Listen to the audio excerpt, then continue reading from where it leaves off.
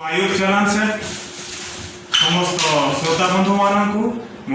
Praise ज्ञापन करे किछि मास पूर्वर मोर भौणी हम मान को छाड़ी प्रभु निकट को चलीगला तार गोटे वर्ष पूर्वर मोर बापा आम मान को छाड़ी प्रभु निकट को चलीगले आ मोर सामर्थ्य अनुसार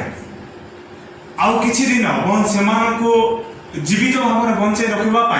मु समस्त चेष्टा कली तथापि मोर चेष्टार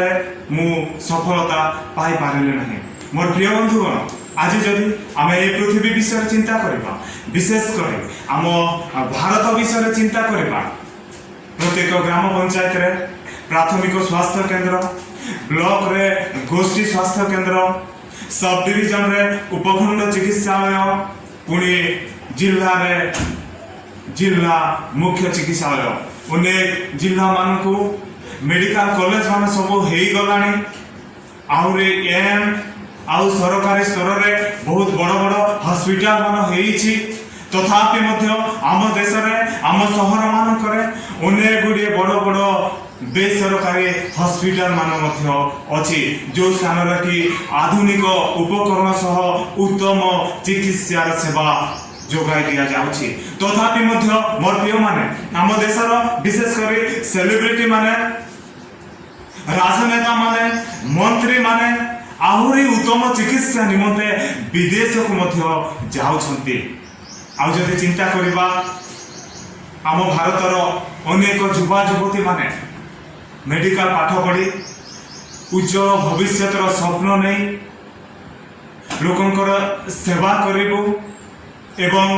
भल अर्थ रोजगार करिबु एही आशा रे यूक्रेन जाइथिले मेडिकल पाठ पढ़िबा पाए आपण माने समस्त जानि छथि यूक्रेन एवं रूस रो युद्ध हेतु से माने पाठ पढ़ा अधारु छाड़ी निज देश को फेरी आछथि। मोर प्रिय माने एही समस्त विषय को जदि चिंता करिबा गोटी प्रश्न आसे काहे कि प्राथमिक स्वास्थ्य केंद्र ठारो आरंभ करी मेडिकल कॉलेज एंड कि विदेशर से बड़ बड़ हॉस्पिटल सबुठार को आपण माने जीवे लंबा लाइन देखिबे। मोर प्रिय माने काहे कि ए सब गोटे उद्देश्य मोर प्रिय माने जीवन बंचेबा निमंते प्रत्येक मेडिकल रे शह शह हजार हजार लोक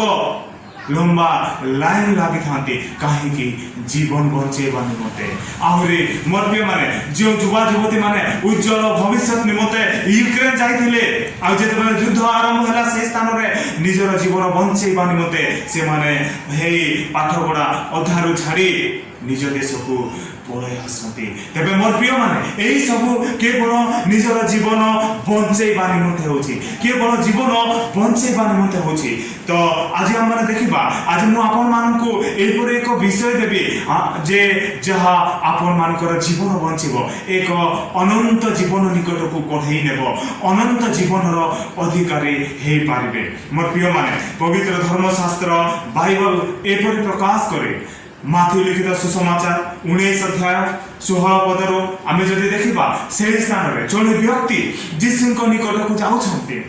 जने व्यक्ति जीसुଙ୍କ निकट को जाउछन्ते एवं से गोटे उत्तम प्रश्न ताको पचारुछन्ते जो प्रश्न की आज रे समाज रे आवश्यकता रहिछि आज रे मनुष्य समाज को एक गुरुत्वपूर्ण भाव रे आवश्यकता रहिछि आउ सेही एक उत्तम प्रश्न एही जने व्यक्ति पचारुछन्ते आ से प्रश्न ए परे कि अनंत जीवन पाइबा को मु की परे सत् कार्य करेबी। प्रेज द लॉर्ड सुंदर प्रश्न उत्तम प्रश्न मोर प्रिय माने से व्यक्ति एपरे जने लोक आमे जदि देखिबा तार 18 पद जीसु को कहले जीसु जेतेबे ताको कहले मु की प्रकार आज्ञा पालन करेबी आ जीसु से मान को ताको कहले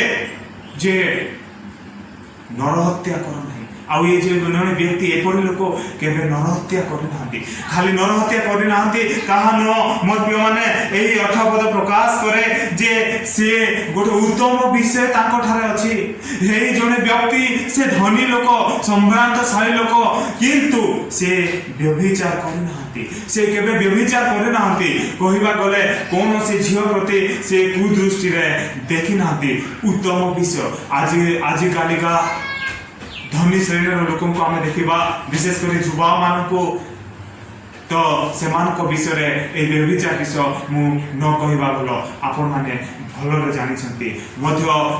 नुह मोर प्रिय माने से केबे चोरी करी नांती अवश्य यह तो स्वाभाविक कारण से धनी आ चोरी करिबार तांकर आवश्यकता मध्ये नाही किंतु तांको ठारे एपरि आउरी गुण थिला मोर प्रिय माने माँ बापा को आदर करुथिले सम्मान करुथिले खाली सेतिकी नुह माँ बापा को नुह से आपना प्रतिवासी मान को मध्ये आत्मतुल्य प्रेम करुथिले अति सुंदर गुण चरित्र रे परिपूर्ण सही व्यक्ति जनक मोर प्रिय माने आज एक उत्तम प्रश्न पचारुछंती जे अनंत जीवन पाइबा निमंते मु केउ सब सत्कर्म करिबे तो मोर प्रिय माने आज मध्य आम दुनिया रे जेते मेडिकल लाइन को देखिबा आम मान को मन पकई दे आम जे बंचवा केते तरस खाऊँ आम जीवन आमर आत्मीय मान को बंचवाई आम केते तरस खाऊँ मोर प्रिय माने तो आज आम यही वाक्य दे अनंत जीवन विषय शिखा जो मैंने अनंत जीवन पाइबा चाहते आम ये वीडियो संपूर्ण भाव में देखु एवं अनंत जीवनर अधिकारी हूँ सो प्रथमे आम मैंने देखा मोर प्रिय माने अनंत जीवन प्रकृत में किए दे पारे कहा एपरी सामर्थ्य अच्छी जे अनंत जीवन दे पारे पवित्र धर्मशास्त्र बाइबल प्रकाश करे जहन लिखित सुसमाचार 17 अध्याय 2 पद एपरि प्रकाश करे अनंत जीवन देवार अधिकार केवल जीशु ख्रीष्ट पाखे अच्छी प्रेज द लॉर्ड अनंत जीवन देवार अधिकार केवल जीशु ख्रीष्ट पाखे अच्छी प्रेरित पावल रोमियो मंडल को लिखुंट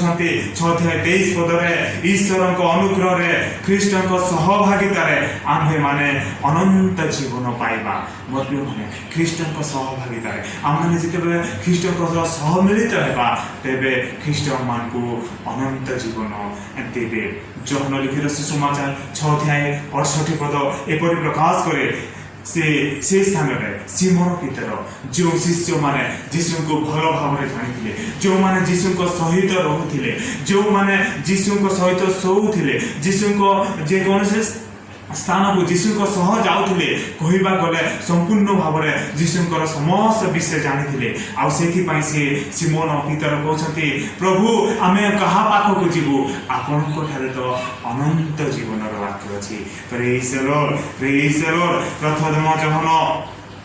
5 अध्याय 20 पद प्रकाश करे जे से निजे तो अनंत जीवन मोर प्रिय माने से निजे अनंत जीवन जीशु ख्रीष्ट होते अनंत जीवन आउ तो जीशु से दिन कहले समीरण स्त्री को जौन लिखित सुसमाचार 4 अध्याय 14 पदरे बरं मु जो जल देवी ताहा अनंत जीवनदायक जलर निर्झरूप स्वरूपे ताहा आधारे उच्छली उठुथिबो प्रेज द लॉर्ड मोर प्रिय माने जीशु जो अनंत जीवन जल देवे ताहा सर्वदा अनंत जीवन निर्झर स्वरूपे उछली उठुथिबो खाली समीरण स्त्री को कहले ताहा न जेते 5टी रोटी एवं 2टी माछ को प्रभु 5000 लोक को खोइले पुनी आउरी अनेक रोटी खंड बळका हला आ ताहा देखि अनेक लोक जीशु को पछरे गले जीशु को पाख को गले खाइबा लालसारे आ सेते जीशु कहले जहन 6 अध्याय 27 पदरे क्षय भोग्य निमंते श्रम न करी बरं जे अनंत जीवनदायक भक्ष्य अक्षय रहे से निमंते श्रम कर आ सही भक्ष्य मनुष्य पुत्र तुम मानू अवश्य देवे प्रेज द लॉर्ड मोर प्रिय माने अनंत जीवन देवार अधिकार अनंत जीवन देवार सामर्थ्य केवल आम मानकर प्रभु जीशु ख्रीष्ट पाखे रही हालेलुया तो आम मैंने देखा द्वितीय आम मैंने देखा जे अनंत जीवन पाइबा को आम मान को कौन करने अनंत जीवन पाइबा को आम मान को कौन करने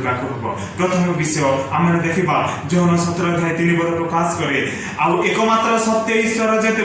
तुमको तुम्हारा प्रेरित जीशु ख्रीष्ट को जानिबा अनंत जीवन अटे प्रेज द लॉर्ड आम जो माने जीशु ख्रीष्ट को जानी आपण माने अनंत जीवन पाई जो माने वर्तमान जीशु ख्रीष्ट को जानिबा पई जाउछंती बहुत सुंदर विषय आपण माने अनंत जीवन अधिकारी होबा पई जाउछंती प्रेज द लॉर्ड आउरी मध्ये वाक्य प्रकाश करे प्रथम जहन 5 अध्याय 3 पद ईश्वर को पुत्र को नाम रे विश्वास करूछ जे तुम्हे ମାନେ ତୁମ୍ଭେମାନେ ଅନନ୍ତ ଜୀବନ ପାଇଅଛ। ମୋର ପ୍ରିୟ ମାନେ ଯେଉଁମାନେ ଆମମାନେ ବିଶ୍ୱାସ କରୁଛୁ ଯୀଶୁଙ୍କ ନାମରେ ଆମେ ଅନନ୍ତ ଜୀବନ ପାଇଅଛୁ। ଯୋହନ 6:40 ଏପରି ପ୍ରକାଶ କରେ, କାରଣ ଯେ କେହି ପୁତ୍ରଙ୍କୁ ଦର୍ଶନ କରେ ତାହାଙ୍କଠାରେ ବିଶ୍ୱାସ କରେ ସେ ଯେପରି ଅନନ୍ତ ଜୀବନ ପ୍ରାପ୍ତ ହୁଏ। ଯୋହନ 6:47 ପ୍ରକାଶ କରେ, ଯୀଶୁ କହିଲେ, ସତ୍ୟ ସତ୍ୟ ମୁଁ ତୁମ୍ଭମାନଙ୍କୁ କହୁଅଛି ଯେ ବିଶ୍ୱାସ କରେ ସେ ଅନନ୍ତ ଜୀବନ ପ୍ରାପ୍ତ ହୋଇଅଛି। ମଧ୍ୟ ଯୋହନ 3:15 ପ୍ରକାଶ କରେ, ଯେପରି ଯେ କେହି ତାହାଙ୍କଠାରେ ବିଶ୍ୱାସ କରେ ସେ ଅନନ୍ତ ଜୀବନ ପ୍ରାପ୍ତ ହୁଏ। ଆହୁରି ମଧ୍ୟ ଯୋହନ 5:24 ଲେଖନ୍ତି, ଯୀଶୁ କହିଲେ, ସତ୍ୟ ସତ୍ୟ ମୁଁ ତୁମମାନଙ୍କୁ କହୁଅଛି ଯେ ମୋର ବାକ୍ୟ ଶୁଣି ମୋର ପ୍ରେରଣକର୍ତ୍ତାଙ୍କୁ ବିଶ୍ୱାସ କରେ ସେ ଅନନ୍ତ ଜୀବନ ପ୍ରାପ୍ତ ହୋଇଅଛି। ଆଉ ଆମମାନେ ସମସ୍ତେ ଜାଣିଛନ୍ତି, ଆମେ ସମସ୍ତେ ଜାଣିଅଛୁ ଯୋହନ ଲିଖିତ ସୁସମାଚାର 3:16, କାରଣ ଈଶ୍ୱର ଜଗତକୁ ଏମନ୍ତ ପ୍ରେମ କଲେ ଯେ ସେ ଆପଣ ଅଦ୍ୱିତୀୟ ପୁତ୍ରଙ୍କୁ ଦାନ କଲେ, ଯେପରି ଯେ କେହି ତାଙ୍କଠାରେ ବିଶ୍ୱାସ କରେ ସେ ବିନଷ୍ଟ ନହୋଇ ଅନନ୍ତ ଜୀବନ ପ୍ରାପ୍ତ ହୁଏ। ମୋର ପ୍ରିୟମାନେ ଦେଖିଲେ ଏହି କିଛି ପଦରେ ଆମେ ଯୀଶୁ ଖ୍ରୀଷ୍ଟଙ୍କ ଠାରେ ବିଶ୍ୱାସ ଦ୍ୱାରା ମଧ୍ୟ ଅନନ୍ତ ଜୀବନ ପାଇବା। ରୋମିଓ ମଣ୍ଡଳୀକୁ ପୁଣି ପ୍ରେରିତ ପାଉଲ ଲେଖନ୍ତି ତାର 2:6-7 ସେ ପ୍ରତ୍ୟେକଙ୍କୁ ନିଜର କର୍ମାନୁସାରେ ଫଳ ଦେବେ। ଯେଉଁମାନେ ଧୈର୍ଯ୍ୟ ସହିତ ଉତ୍ତମ କର୍ମ କରି ଗୌରବ ସମ୍ମାନ ଓ ଅମରତା ଅନ୍ୱେଷଣ କରନ୍ତି ସେମାନଙ୍କୁ ଅନନ୍ତ ଜୀବନ ପ୍ରଦାନ କରିବେ। ଆମେ ଯେଉଁ କାର୍ଯ୍ୟ କରୁଛୁ ମଧ୍ୟମାନେ ଅନନ୍ତ ଜୀବନ ଆମର କାର୍ଯ୍ୟ ଉପରେ ମଧ୍ୟ ନିର୍ଭର କରୁଛି। ସେଥିପାଇଁ ଗାଲାତ୍ୟ ମଣ୍ଡଳୀକୁ ମଧ୍ୟ ପ୍ରେରିତ ପାଉଲ ଲେଖନ୍ତି ତାର 6:7-8, କାରଣ ମନୁଷ୍ୟ ଯାହା ବୁଣେ ତାହା ହିଁ କାଟିବ। ଯେଣୁ ଯେ ଆପଣା ଶରୀର ଉଦ୍ଦେଶ୍ୟରେ ବୁଣେ ସେ ଶରୀରରୁ ଉତ୍ପନ୍ନ କ୍ଷୟଣୀୟ ଶସ୍ୟ କାଟିବ, କିନ୍ତୁ ଯେ ଆତ୍ମାଙ୍କ ଉଦ୍ଦେଶ୍ୟରେ ବୁଣେ ସେ ଆତ୍ମାଙ୍କ ଠାରୁ ଉତ୍ପନ୍ନ ଅନନ୍ତ ଜୀବନ ରୂପ ଶସ୍ୟ କାଟିବ। ମୋର ପ୍ରିୟମାନେ এই ଦୁଇ ପଦରେ ଆମେ ଦେଖିଲୁ ଯେ ଆମେ ଯାହା ବୁଣୁ ଯେପରି କାର୍ଯ୍ୟ କରୁ ସେହିପରି ଫଳ ପାଇବା। ଅନନ୍ତ ଜୀବନ ପାଇବା ପାଇଁ ଯୀଶୁ ଖ୍ରୀଷ୍ଟଙ୍କ ଠାରେ ଯଦି ବିଶ୍ୱାସ କରିବା ତେବେ ଆମେ ଅନନ୍ତ ଜୀବନ ପାଇବା। ମଧ୍ୟ ପ୍ରଥମ ଯୋହନ 2:17 ପ୍ରକାଶ କରେ ଯେ ଈଶ୍ୱରଙ୍କ ଇଚ୍ଛା ପାଳନ କରେ ସେ ଚିରସ୍ଥାୟୀ। ଈଶ୍ୱରଙ୍କ ଇଚ୍ଛା ଯେ ପାଳନ କରେ ସେ ମଧ୍ୟ ଅନନ୍ତ ଜୀବନର ଅଧିକାରୀ ହେବ। ଯୋହନ 10:27-28 ପ୍ରଭୁ ଲେଖନ୍ତି, ମୋ ମେଷ ସବୁ ମୋର ସ୍ୱର ଶୁଣନ୍ତି ଓ ମୁଁ ସେମାନଙ୍କୁ ଜାଣେ, ଆଉ ସେମାନେ ମୋର ପଛେ ପଛେ ଚାଲନ୍ତି, ପୁଣି ମୁଁ ସେମାନଙ୍କୁ ଅନନ୍ତ ଜୀବନ ଦିଏ। ପ୍ରେଜ୍ ଦ ଲର୍ଡ, ପ୍ରେଜ୍ ଦ ଲର୍ଡ। ଯେଉଁମାନେ ଯୀଶୁଙ୍କର ସ୍ୱର ଶୁଣନ୍ତି ଏବଂ ଯୀଶୁଙ୍କର ପଛେ ପଛେ ଚାଲନ୍ତି ତାଙ୍କର ଅନୁସରଣ କରନ୍ତି ସେମାନେ ମଧ୍ୟ ଅନନ୍ତ ଜୀବନ ପାଇବେ। ତ ଆଜି ଯଦି ଆଜିର ଚିନ୍ତାରେ এই ମାଥ୍ୟୁ ଲିଖିତ ସୁସମାଚାର 19:16 ଆମେ ଯଦି ଦେଖିବା ସେହି ଜଣେ ବ୍ୟକ୍ତି ଉତ୍ତମ ପ୍ରଶ୍ନ ନେଇ ପଚାରୁଛନ୍ତି ଯୀଶୁଙ୍କୁ ଅନନ୍ତ ଜୀବନ ପାଇବାକୁ ମୋତେ କ'ଣ କରିବାକୁ ହେବ। ଏକ ଉତ୍ତମ ପ୍ରଶ୍ନ, କିନ୍ତୁ ତାର ଶେଷରେ ଆମେ ଦେଖିବା ଯେତେବେଳେ ଯୀଶୁ ତାଙ୍କୁ କହିଲେ ଯେ ଆପଣର ସମସ୍ତ 21 ଯୀଶୁ ତାଙ୍କୁ କହିଲେ ଯଦି ତୁମେ ସିଦ୍ଧ ହେବାକୁ ଇଚ୍ଛା କର ତେବେ ଯାଇ ଆପଣଙ୍କର ସର୍ବସ୍ୱ ବିକ୍ରୟ କରି ଦରିଦ୍ରମାନଙ୍କୁ ଦାନ କର। ମୋର ପ୍ରିୟମାନେ ଏହି ସ୍ଥାନରେ ଏହି ବ୍ୟକ୍ତି ଜଣକ ଝୁଣ୍ଟି ପଡ଼ୁଛନ୍ତି। ଯେତେବେଳେ ଯୀଶୁ କହିଲେ ଆଜ୍ଞା ପାଳନ କରୁଛ ସେ କହିଲେ ହଁ। ଆପଣ ପ୍ରତିବାସୀକୁ ଆତ୍ମତୁଲ୍ୟ ପ୍ରେମ କରୁଛ? ଯୁବକ କହିଲେ ହଁ ମୁଁ କରୁଛି। ମୋର ପ୍ରିୟମାନେ କିନ୍ତୁ ତାହା ଛଳନା ଥିଲା। ଯୀଶୁଙ୍କ ଠାରେ ସେ ଦେଖେଇ ହେବା ପାଇଁ କହୁଥିଲେ, ପ୍ରକୃତରେ ସେ ଆତ୍ମୀୟମାନଙ୍କୁ ପ୍ରତିବାସୀକୁ ଆତ୍ମତୁଲ୍ୟ ପ୍ରେମ କରୁନଥିଲେ। କାରଣ ଯଦି ପ୍ରେମ କରୁଥିଲେ ତେବେ ଯୀଶୁ ଯେତେବେଳେ କହିଲେ ତୁମର ସର୍ବସ୍ୱ ବିକ୍ରୟ କରି ଦରିଦ୍ରମାନଙ୍କୁ ଦାନ କର, ଆଉ ସେତେବେଳେ ସେ ଦୁଃଖିତ ହେଉଛନ୍ତି। ଆଉ ଯଦି ସେ ପ୍ରକୃତରେ ପ୍ରତିବାସୀକୁ ପ୍ରେମ କରିଥାନ୍ତେ ଦୁଃଖିତ ହୋଇନଥାନ୍ତେ। ସେହି ସବୁ ଦରିଦ୍ରମାନଙ୍କୁ ଦେଇ ଯୀଶୁ ଯେପରି କହିଲେ ମୋର ପଛେ ପଛେ ଆସ, ମୋର ଅନୁସରଣ କର, ଆଉ ସେ ଯାହା ଯୀଶୁଙ୍କର ଅନୁସରଣ କରି ଅନନ୍ତ ଜୀବନର ଅଧିକାରୀ ହୋଇପାରିଥାନ୍ତେ। ମୋର ପ୍ରିୟମାନେ ଆଜି ଆମେ ଦେଖିଲୁ ଯେ ପ୍ରକୃତ ଅନନ୍ତ ଜୀବନ କେବଳ ଯୀଶୁ ଖ୍ରୀଷ୍ଟଙ୍କ ପାଖରେ ଅଛି। ଯୀଶୁ ଖ୍ରୀଷ୍ଟଙ୍କ ଠାରେ ହିଁ ଅନନ୍ତ ଜୀବନ ଦେବାର ସାମର୍ଥ୍ୟ ରହିଛି। ଆଉ ଆମମାନେ ଯେବେ ଯୀଶୁଙ୍କୁ ଜାଣିବା ଏବଂ ତାଙ୍କଠାରେ ବିଶ୍ୱାସ କରିବା ଏବଂ ଈଶ୍ୱରଙ୍କ ଇଚ୍ଛାକୁ ପାଳନ କରିବା ଏବଂ ତାଙ୍କର ସ୍ୱରକୁ ଶୁଣି ତାଙ୍କ ପଛେ ଯିବା ଆମମାନେ ଅନନ୍ତ ଜୀବନର ଅଧିକାରୀ ହେବା। ମୋର ପ୍ରିୟ ବନ୍ଧୁଗଣ, ଏହି ବାକ୍ୟ ଆମେ ଆଶୀର୍ବାଦ ପାଇବା ସଙ୍ଗେ ସଙ୍ଗେ ଆହୁରି ଆମର ରିଲେଟିଭ୍ ଆମର ଆତ୍ମୀୟମାନଙ୍କୁ ମଧ୍ୟ ସେୟାର କରିବା ଆଉ ସେମାନଙ୍କୁ ମଧ୍ୟ ଅନନ୍ତ ଜୀବନର ଅଧିକାରୀ ହେବା ନିମନ୍ତେ ଆମେ ପ୍ରଭୁଙ୍କ ନିକଟକୁ କଢ଼େଇ ଆଣିବା। ଧନ୍ୟବାଦ। ନିଶ୍ଚୟ ମୋର ବିଶ୍ୱାସ ଆପଣମାନେ ଏହି ବାକ୍ୟ ଦ୍ୱାରା ଆଶୀର୍ବାଦ ପାଇଛନ୍ତି, ଅନନ୍ତ ଜୀବନର ଅଧିକାରୀ ହେଇଛନ୍ତି। ଆପଣମାନଙ୍କର ଯଦି କୌଣସି ପ୍ରାର୍ଥନା ଅନୁରୋଧ ଅଛି ଆପଣମାନେ କମେଣ୍ଟ ମାଧ୍ୟମରେ ଆମମାନଙ୍କୁ ଜଣାନ୍ତୁ, ଆମେ ଆପଣଙ୍କ ନିମନ୍ତେ ପ୍ରାର୍ଥନା କରିବୁ। ଧନ୍ୟବାଦ।